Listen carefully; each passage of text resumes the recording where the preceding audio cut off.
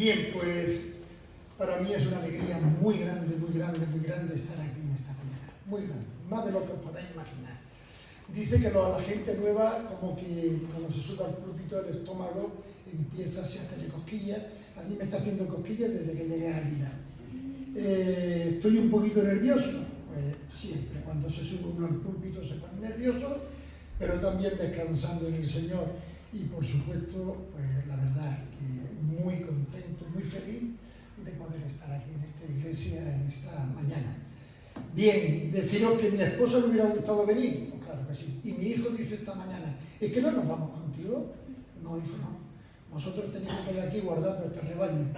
Así que no, Pilar tenía que compartir hoy, tenía una participación en la escuela dominical y entonces pues tenía que estar ahí. Así que bueno, me he desplazado, su cariño, su recuerdo, su saludo para todos, también de mi familia y bueno, de la iglesia, del buen camino, de todo el lugar que yo represento, pues daros por saludado y la verdad que es un saludo muy, muy, muy afectuoso. Mi mujer todavía me está diciendo, ¿y por qué nos tuvimos que ir de Águila? Siempre el hombre tiene la culpa. Bien, vamos a leer un texto, Juan capítulo 11, versículos del 38 al 44. Del 38 al 44. Dice así la palabra del Señor. Jesús, de nuevo, profundamente conmovido, se acercó al sepulcro. Era una cueva y la entrada estaba tapada con una piedra. Dijo Jesús, quitad la piedra. Marta, la hermana del que había muerto, le advirtió, Señor, tiene que oler ya, pues lleva 4 días sepultado. Jesús le contestó, ¿no te he dicho que si crees verás la gloria de Dios? Quitaron la piedra del sepulcro y Jesús, levantando los ojos al cielo, dijo, Padre, te doy gracias por haberme escuchado. Yo sé que siempre me escuchas, pero he dicho esto por la multitud que está alrededor, para que crean que tú me has enviado. Y a continuación clamó a gran voz, Lázaro, sal fuera. El que había muerto salió con las manos y los pies atados con vendas y con el rostro envuelto en un sudario. Jesús les ordenó, desatadlo y dejadlo andar. Que el Señor bendiga su palabra. Amén. Este es es el milagro más importante del ministerio de Jesús, desde mi punto de vista. Es un milagro grande en su importancia, pero a la misma vez es un milagro bastante sencillo, bastante fácil de hacer. No voy a ser tan atrevido como para decir que yo estaría dispuesto a hacer lo mismo que hizo Jesús. Pero en cierto modo, y con todas las salvedades, me atrevería a decir que no solamente yo, sino vosotros también. Compartía con los muchachos allí en la casa, ayer por la mañana. Normalmente los días que yo subo al campo, el devocional suelo hacerlo yo. El día que yo no voy, pues lo hace Mariano. Ayer compartía con ellos en Mateo capítulo 4, versículos del 23, 24 en adelante, cuando Jesús iba predicando, cuando inició su ministerio, dice el evangelista Mateo capítulo 4,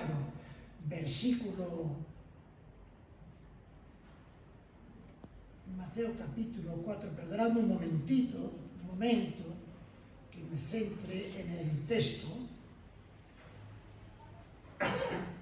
Estoy buscando en Lucas, digo, es imposible que se haya equivocado Mateo. Es imposible. Lucas, sí. Bien, pues a partir del versículo 23 dice que Jesús recorría toda Galilea enseñando en la sinagoga de ellos, predicando el evangelio del reino y sanando toda enfermedad y dolencia en el pueblo. Y bueno, yo hacía bastante hincapié en este orden. Jesús iba primero enseñando, después predicando los valores del reino y después sanando.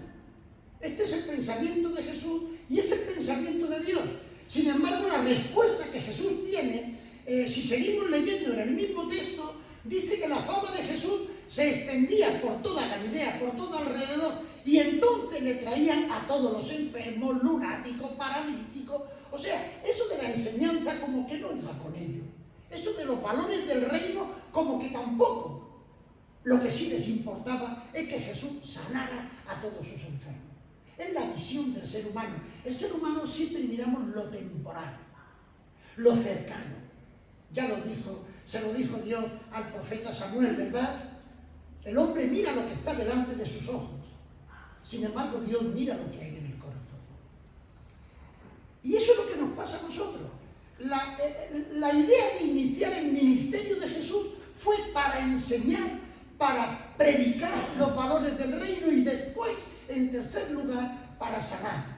Pero la respuesta por parte de la gente no era tanto el escuchar, sino más bien el traer a todos los que estaban enfermos para que los sanaran. Yo creo que el texto de hoy que hemos leído en el Evangelio de Juan trae una gran enseñanza para nuestra vida. Como he dicho, este es el milagro más importante, pero además yo diría que es un milagro que ocurre a diario. Es un milagro que ocurre a diario, cada día, en cada momento. Es algo que nos sorprende, porque si es algo que ocurre de esta manera, ya me he atrevido un poquito a decir que a lo mejor yo estaría dispuesto a hacerlo, incluso nosotros. Si esto ocurre con tanta frecuencia, ¿por qué nosotros no lo vemos? ¿Por qué no lo saboreamos? Porque bueno, esto que ocurrió de que Jesús le dijera a Lázaro, sal fuera de la tumba, después de que llevaba tanto tiempo enterrado, es algo sorprendente. Quizás el concepto o el pensamiento que nosotros tenemos de lo que es un milagro, no voy a decir que me lo ha condicionado la televisión con las artes mágicas y esas cosas, pero sí voy a decir que es una forma de entenderlo muy temporal, muy con los pies pegados al suelo, desde nuestro punto de vista particular. Vemos las cosas, interpretamos las cosas y decimos las cosas. Sin embargo, Dios nos invita a algo más superior, a un nivel sobrenatural, a ver las cosas desde otra perspectiva diferente. Analizando el texto, vemos que desde el versículo 1 al versículo 16, el evangelista Juan quiere imitar un poco al evangelista Lucas. Lucas era muy meticuloso a la hora de escribir, él le gustaba dar muchos datos en la época de tal gobernador de Judea, en la época siempre nombraba datos, fechas, para que quedara reflejado. En este caso también Juan quiere imitar un poco al evangelista Lucas y lo hace haciendo referencia a la historia de la familia de Lázaro. La historia de la familia de Lázaro. ¿Quién era la familia de Lázaro? ¿Quién era este tal Lázaro?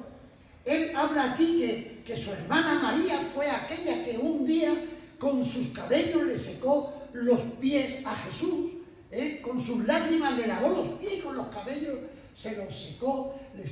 Nos está trasladando a aquella casa de Simón el fariseo, ¿verdad? Cuando Jesús fue allí a comer, que le tuvo que decir, Simón, a quien poco se le perdona, poco ama. Poco ama, pero a quien mucho se le perdona. Bien, pues el evangelista nos está dando esta referencia y nos está hablando también de la relación que había, una relación muy estrecha entre la familia de Lázaro y el mismo Jesús. Así que, como hay esta relación tan estrecha, cuando Lázaro se pone enfermo, cuando Lázaro se pone bastante delicado, pues lo primero que hacen es llamar a la gente cercana. Y las hermanas de Lázaro envían un mensaje a Jesús para decirle: aquel que amas está enfermo. Yo tengo a mi familia lejos de aquí, ¿verdad? Yo aquí en esta zona, pues, a excepción de mi mujer y mis hijos, mis hermanos, mis parientes, todos viven muy lejos de aquí. Hace pocos días me llamaba una cuñada mía y me decía: tu hermano está muy enfermo. Y entonces yo cogí el coche y marché para Sevilla y estuve allí el tiempo que tuve que estar. Gracias a Dios mi hermano se recuperó, estuvo ingresado pues un mes en el hospital, pero en fin, que lo mismo hicieron las hermanas de Lázaro. Aquel que amas está enfermo. Sin embargo, fijaos, a partir de aquí, como vemos las enseñanzas, como hay cosas incomprensibles para nosotros. Jesús recibió la noticia y no hizo ni caso. Parece que no le dio importancia. Parece que era normal y lógico que Lázaro se pusiera enfermo. Incluso esto ha sido criticado. ¿Por qué Jesús actuó así? Lo normal hubiera sido que Jesús hubiera ido corriendo a donde estaba su amigo. Pero no lo hizo. Al oír la noticia, le dijo a sus discípulos: esta enfermedad no es para muerte. Esta enfermedad es para la gloria de Dios, para que el poder del Hijo de Dios sea manifestado. Hay otra visión diferente a la que nosotros tenemos. Nosotros nos ahogamos en un vaso de agua. A veces decimos que esperamos en Dios, que ponemos nuestra vida en las manos de Dios y le decimos: Señor, danos paciencia, pero por favor, actúa ya que nos agobiamos, ¿verdad? Es así. No vemos las cosas desde ese punto de vista. Jesús aquí nos dice que esta enfermedad no era para muerte, sino tenía otra finalidad muy diferente. Era manifestar el poder de Dios. Hermano, el poder de Dios, el poder restaurador, el poder que va a obrar para resucitar a un muerto, el poder que puede resetear a la juventud ahora en el campamento de Albacete. La juventud está cada día más apartada de las iglesias, más apartada de Dios. Pero incluso nosotros a veces nos cuesta trabajo entregar nuestra vida por completo y necesitamos que esa finalidad, que Dios manifieste su poder en nuestra vida día a día, momento a momento, en las pequeñas cosas. Es necesario que vivamos en esa comunión estrecha con Dios. El escritor quiere dejar claro que aunque Jesús actuara así, Jesús amaba a Lázaro y a sus hermanas. Aunque la sensación que da es que Jesús no amaba tanto, le importaba más bien poco lo que le pasara a Lázaro. Pero sí le importaba mucho, mucho. Porque iban a acontecer grandes cosas. Y a veces tenemos la sensación esa de que Dios nos ha abandonado. A veces tenemos esa sensación de que Dios no se acuerda de nosotros. Y Dios sí se acuerda de nosotros y somos muy importantes para Él. Somos muy importantes para Dios. Pero necesitamos tener nuestra vida en sus manos, descansar en Él. Necesitamos sacar de nosotros tantas cosas que a veces nos alejan de Dios. A veces tenemos muchas cosas guardadas en nuestra vida, hay muchas cosas en el baúl de los recuerdos que nos alejan de Dios. Cuando Jesús estaba llegando a Betania, Marta salió a su encuentro. María se quedó en casa llorando. María no tenía ganas de ver a Jesús. María tenía ganas de llorar, y llorar la pena de que su hermano había muerto. Posiblemente no tenía ganas de ver a nadie. Es una interpretación mía, Después no es así, después vemos que María sale a hablar también con Jesús. Pero en un primer momento quizás ella estaba desesperanzada. Todo había acabado y ya no había nada que hacer, su hermano ya había muerto. Jesús tenía que haber actuado antes, tenía que haber venido antes, tenía que haber hecho el milagro antes, porque si Jesús hubiera estado, su hermano no habría muerto. Ya se lo dijo así. Esta es la realidad para la mayoría de la gente. Gente que a veces queremos que Dios actúe en nuestra vida, pero según nuestras directrices. A veces ya hemos hecho de Dios algo totalmente manipulable. Hemos hecho de Dios algo como hacían los Baales o como hacían aquella gente que adoraban a dioses ajenos. Pues cada uno le hacía su fiesta particular y interpretaba de que Dios había actuado de una forma o había actuado de otra.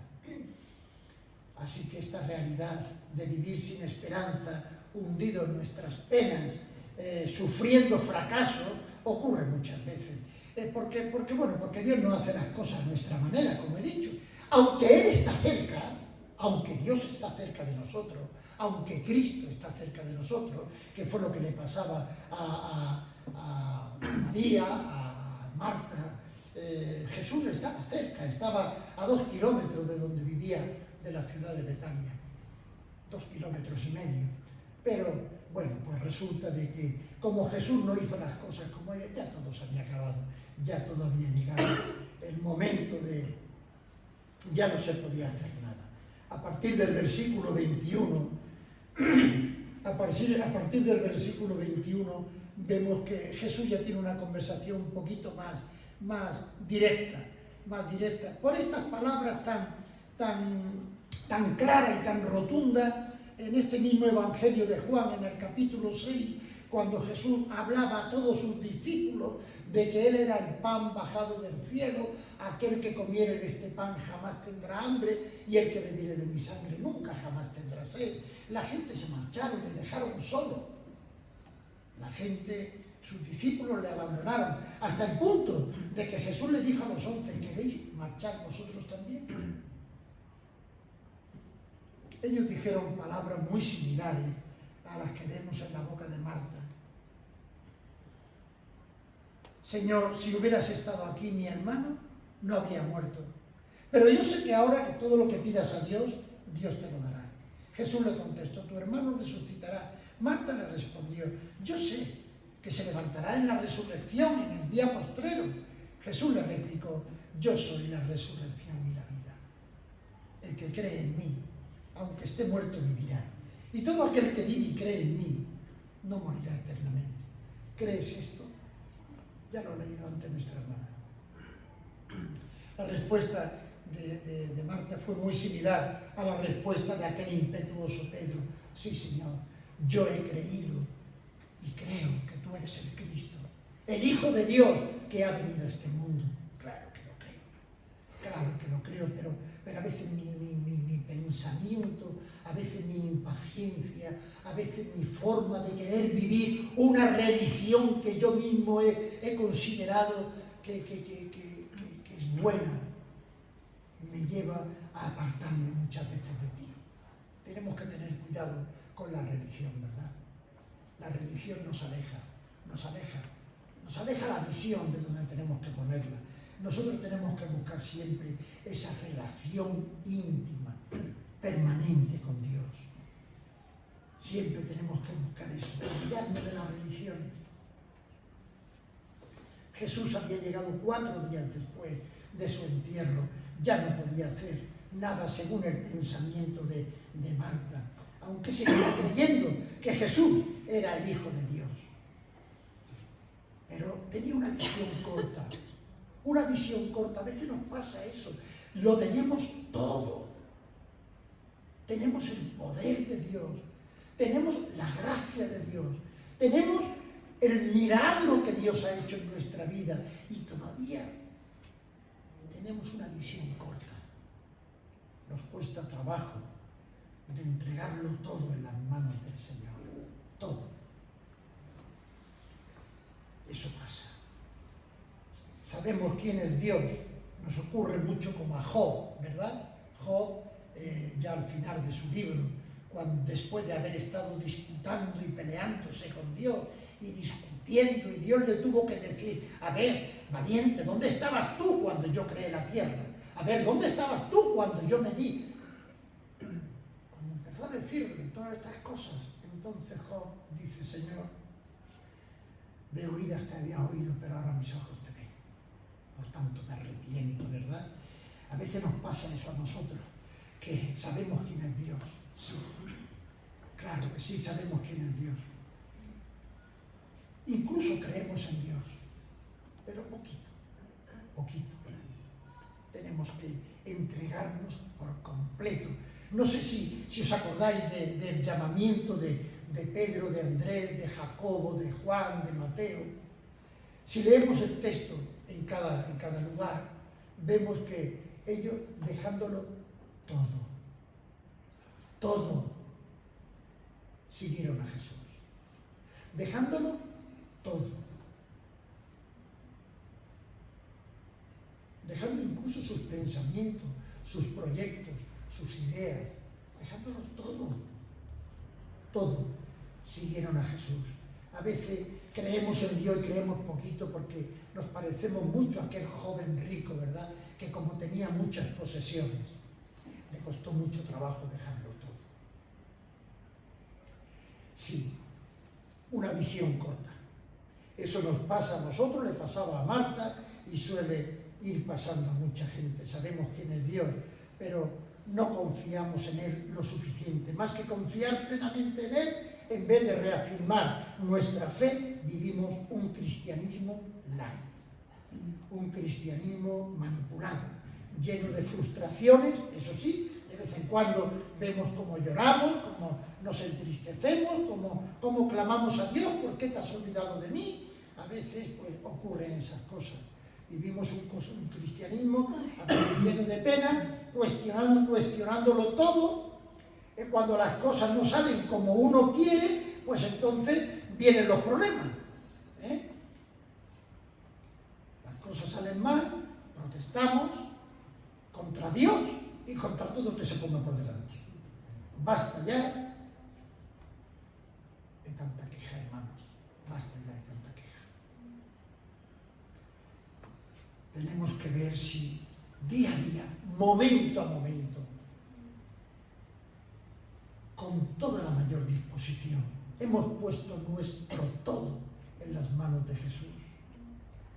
Esto tenemos que analizarlo, confiar en Él, en su poder, en su gloria, rindiéndole nuestra vida, entregándoselo todo, nuestras posesiones, nuestras dudas, nuestras frustraciones, nuestros orgullos, porque a veces vamos pasando de dosis, a veces tenemos una sobredosis de orgullo, de envidia, de celo, de no sé cuántas historias. Y nos enfadamos con aquel hermano y después con el otro, y renegamos por aquí y por allí. Y el Señor, en esos valores del reino que Él iba proclamando, dice: no te enojes con tu hermano, que no se ponga el sol en vuestro enojo, no juzgue, perdona 70 veces 7, ama a tus enemigos, no critiques. Por eso Jesús daba prioridad a enseñar, predicar los valores del reino y después sanar. Nosotros cogemos la parte que más nos interesa, ¿verdad? La verdad es que sí, que nos cuesta trabajo.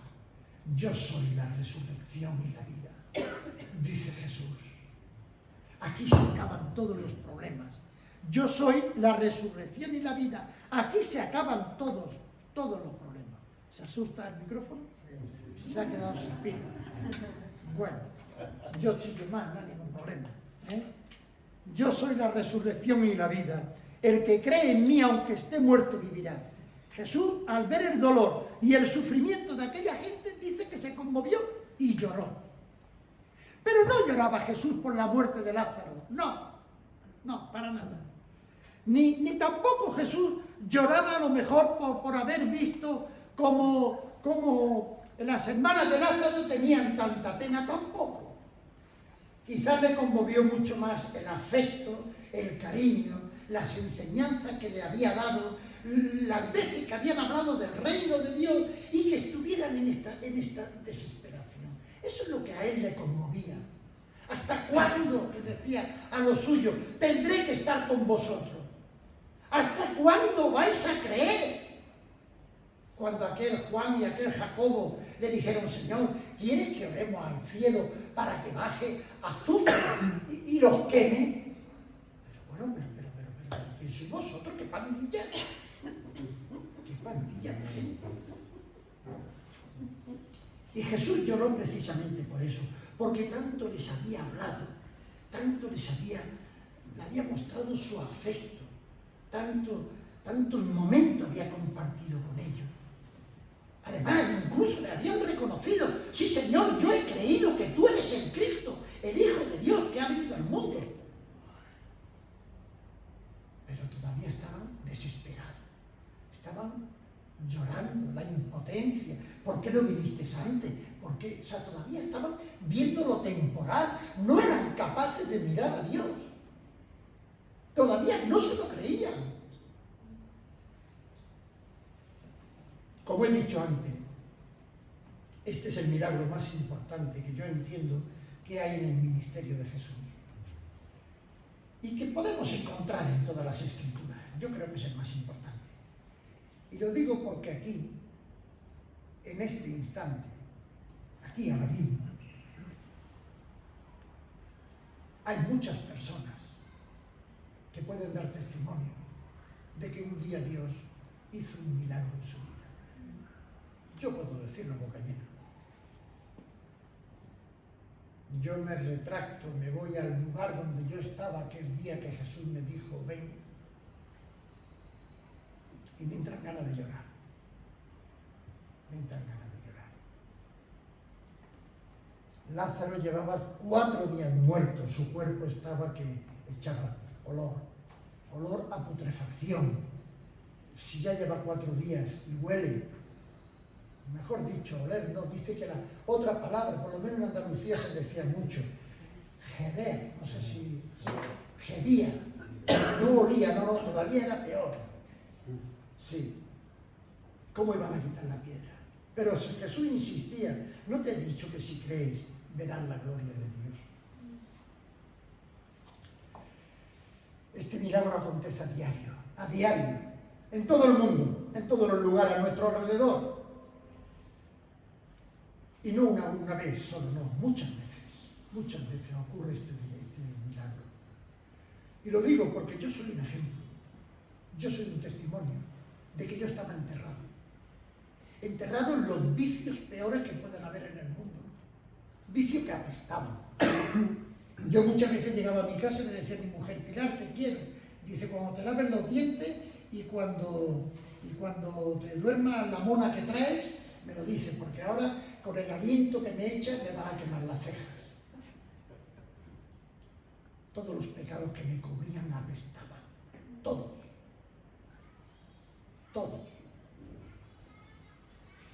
Yo lo digo por la parte mía, no será tuya como será. Yo estaba enterrado en una tumba de pecados, de vicios, de odio, de rencor, de envidia, de celo, de todo lo peor. Y todo tenía un mal olor, ya lo he dicho, que apestaba. Estaba enterrado bajo muchas cosas y además hundido, sin esperanza de salir de aquella tumba. Y ahora lo recordamos y digo, bueno, antes hablaba la hermana de hace unos cuantos años atrás, ¿no? Pero yo le tengo que dar gracias a Dios porque en el año 90 él estuvo trabajando en mi vida. Y trabajando en mi vida, pues la verdad es que... Pero yo hasta el año 90 yo decía que la vida es una enfermedad que afortunadamente se cura con la muerte. No quería vivir. Tenía una vida tan vacía, tan oscura, tan triste, que para seguir viviendo así, para seguir viviendo en aquella tumba, yo no quería vivir. Pero entonces Jesús fue cuando llegó a mi vida. Y de la misma forma que lo hizo con Lázaro, lo hizo conmigo, exactamente Yo no sé si tú has tenido una experiencia, no sé, quizás fuerte en tu conversión. No sé si tu conversión habrá sido muy fácil, muy sencilla, porque has crecido en una iglesia y un día alguien habló, te tocó el corazón y le entregaste la vida a Cristo. No es que la conversión de uno sea más importante que la de otro, que va. Lo importante es que Cristo haya cambiado tu vida. Lo importante es que Él sea el salvador de tu vida. Pero sí es cierto que hay personas que han tenido quizás una forma muy traumática, una forma muy difícil de poder llegar a conocer a Cristo. Y a lo mejor las vivencias son mucho más enfáticas, son mucho más, no sé, hay más sensibilidad, no lo sé. Pero yo sí puedo decir que cuando Jesús llegó a mi vida, yo estaba muerto, enterrado. Y me llamó para que saliera a una vida nueva, diferente, a una vida abundante. Sal de ahí ya, hombre, que estás perdiendo el tiempo, sal fuera. Sal fuera. La gente cuando me vieron entrar a una iglesia se reía. ¿A dónde va este loco? ¿A dónde va este? Este va a durar menos aquí que un caramelo en la puerta de un colegio. ¿Dónde va este? La verdad es que cuando uno sufre dentro el dolor del corazón, la impotencia del alma, cuando uno está llorando y no encuentra una salida, qué difícil y qué mal se pasa. Lo ves todo oscuro, todo negro. Sin embargo, cuando Cristo viene y alumbra y te dice, yo te amo, tú para mí eres importante. Yo quiero que tú vivas, sal fuera. Y además te llama por tu nombre. No te llama en un plan general. Oye, todos los que estéis aquí, venid. No. A mí me llamó por mi nombre. ¿Os acordáis cuando Pablo estaba allí, allí en Damasco, al final en aquella calle, en la casa de un pescador, o un curtidor de pieles? Y resulta de que llegó un tal Ananías y le dijo, Pablo, que Dios me ha llamado para que recobres la vista y para que te diga unas cuantas cosas que te tienes que enterar. Yo muchas veces recuerdo que Dios no envió a Ananías. No, Ananías, el pobre, seguro que estará ya descansando allí en la presencia del Señor. Pero envió a otro, con otro nombre. Y me dijo, Paco, Dios te ama. Fue duro aquello, Fue duro aquello. Mis lágrimas salieron, y yo no soy persona de lágrimas fáciles, no. Cristo te ama. Yo soy la resurrección y la vida. Todo el que cree en mí, aunque esté muerto, vivirá. Y yo estaba muerto, pero esta promesa empezó a darme vida. Esta promesa empezó a abrir mis ojos, a abrir mi corazón, a decirle, Señor, todo, te lo entrego, todo.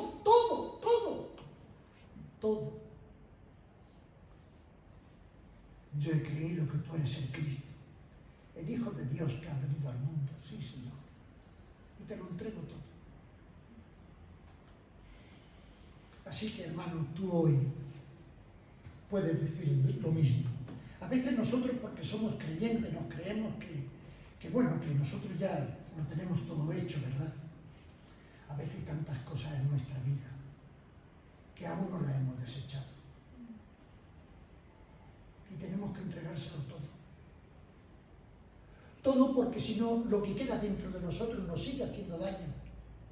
Lo que queda dentro de nosotros todavía nos lleva a fracasos, a frustraciones, así, sabemos que Dios está cerca, pero bueno, pero mañana. Además, el Señor me conoce, Él sabe cómo yo soy, sabe cómo es mi temperamento. Y si Él entregó su vida en la cruz por mí, no me lo va a perdonar. El apóstol Pablo dice, tened cuidado, que no porque ya hayáis sido perdonados tenéis derecho a pecar. Tened cuidado. Tú hoy puedes salir de la tumba. Hoy puedes responder a ese llamado de Jesús, dejándolo todo, hermanos, todo.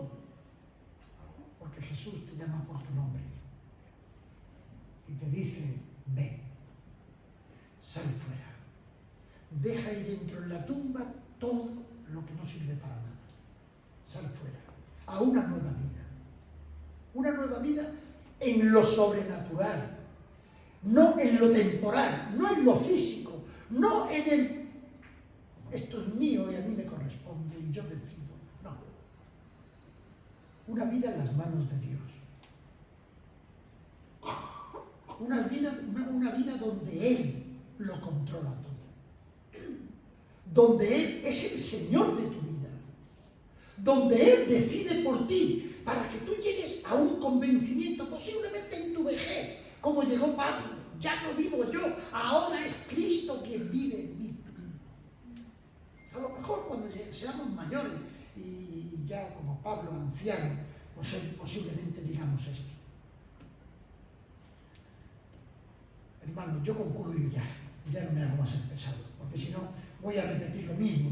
Me decía una vez un pastor muy sabio, decía, mira, cuando alguien venga a hablar contigo, tú dale solamente 15 minutos, porque cuando en 15 minutos tiene tiempo de decirte muchas cosas, pero si le dejas más tiempo, te va a seguir repitiendo lo mismo y lo mismo y lo mismo, hasta sacarte que tú le digas, sí, tienes razón.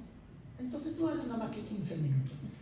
Y por eso tampoco la predicación se tiene que hacer mucho más larga.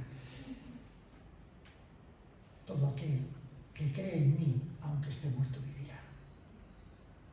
La respuesta de esta mujer fue, sí, Señor, yo creo que tú eres el Cristo, el Hijo de Dios, que ha venido al mundo. ¿Crees esto?